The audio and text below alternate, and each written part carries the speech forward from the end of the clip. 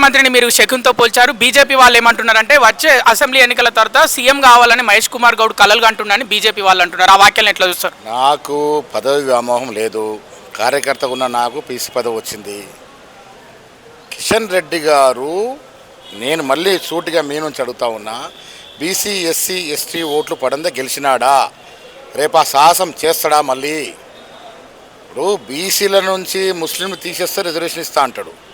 మరి అదే మాదిరి రిజర్వేషన్ గుజరాత్లో మోడీ గారు రాష్ట్రంలో మోడీ గారు ముఖ్యమంత్రి ఉన్నప్పుడు బీసీలకు రిజర్వేషన్ ఇస్తూ దాంట్లో మైనార్టీలకి ముస్లింలకు ఇచ్చారు.